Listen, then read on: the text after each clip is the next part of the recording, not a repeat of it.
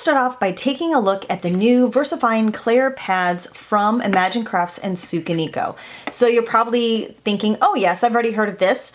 I have Versafine. Well, yeah, this is kind of a new and improved version. So here's the old one. It had a flip top lid. It had a raised kind of linen-y base. And actually the Versafine CLAIR is also very, very similar. Here you can see that it does have a nice raised base. It has that smooth linen-y type texture. And this one, the whole lid completely comes off so that you can do direct to paper techniques even a little bit better. So firstly, let's start off with just plain stamping on normal cardstock with black ink, because I know most of you will want to know, like, how does this work for sentiments? And I have to tell you, I feel like this is a superior product for doing things with fine detail and with sentiments. So in this stamp by Tracy Weinzapfel, you can see that there are little itsy bitsy individual dots and lines, and each one really has very crisp detail. Now, I just stamped this once using a stamp positioner, and I feel like this is a beautiful, lush, dark black image. Now, if you want to color this image in, you've got some other considerations. So this is that same image stamped and then colored with watercolor markers. Now, I went over them some places quite a few times with a few different colors. I blended with some water. This is, by the way, watercolor paper. And I do feel like all of the little lines and the little dots are still highly visible. So if you want to watercolor, the Versafine CLAIR is a great product. And I just want to kind of do a little compare and contrast because, for example, this is using a memento pad. And if you just look at these side by side, you see that the Versafine CLAIR stays much darker, much more vibrant than the memento pad. So that's why I definitely would want to use Versafine CLAIR for any watercolor markering. So I also went ahead and stamped this image, and then I used an alcohol-based marker. Now, if you love to color with your Copics or Spectrum Noirs or your Nouveaux, I would say hold on to your old stamp pad, because while you can see just how kind of muddy these got. It's just not nearly as good. For example, here's that memento pad again, because this is the one that I normally use when I color with Copic markers, and you can see just how crisp and vibrant that black stays. So, bottom line, I really like having both of these in my little cool toolbox because each does something special. But the Versafine CLAIR does something special that I bet you haven't thought of yet. So one of the selling points of the Versafine CLAIR is that it actually takes longer to dry, and that enables you to heat emboss with it. So while it acts like a dye ink, it has that little bit of a pigment base to it, so that you can see here I stamped in 3 different colors and then I heat embossed everything. And yeah, I mean, I'm not exactly sure it'd be my first go-to for that, but it definitely is very serviceable. And the most important thing is that you can still see all of these little lines, all of that little detail in your stamping, which I think is really, really important, because that's why we want a stamping pad, so that we have all of the detail that we want to have. So just some other samples of this same set on different cardstock samples. Here it is on glossy paper. And as you can see, it dries on the glossy paper, it soaks in, and you get all of these, it's almost like little fingerprints in here. We also have a sheet of watercolor paper.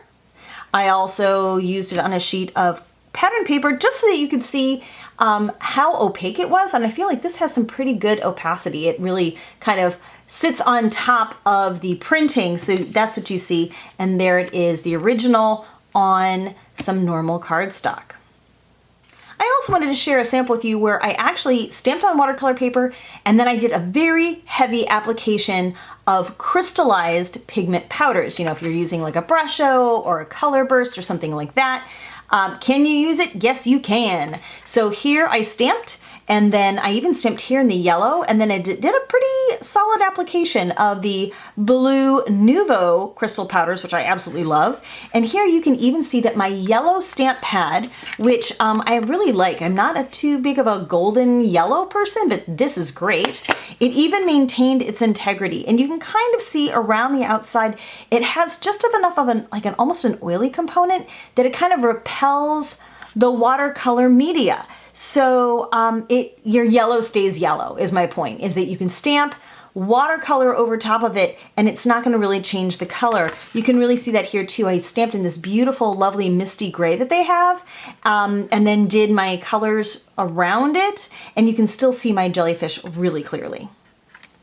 So here I'm testing out the blending capabilities. This is just a normal cardstock and a blending sponge, and I find that it blends pretty well. I like the way the colors move on the paper. They don't dry so fast that you can't actually get a nice blend going. So I think for like hand blending like this, it works pretty well. So for this next little check, I wanted to see if this worked like maybe a distress ink would or an oxide, and I actually sprayed through the stencil and then dab off, as you can see, with a paper towel, just to see if the water reactivates the ink in any significant way.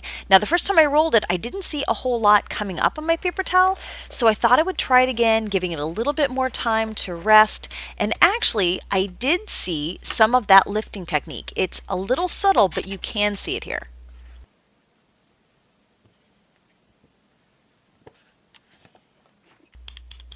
For the next test, I actually brayered on some ink through the same stencil on glossy cardstock. I wanted to see if you layer, will the colors muddy or blend? So I used two different colors, I brayered on top, and as you'll see, the colors blended together actually in a really cool fashion on the glossy cardstock, and this is actual glossy cardstock, not like photo paper, but you could still see some of that original color underneath, which gives you some interesting layering opportunities.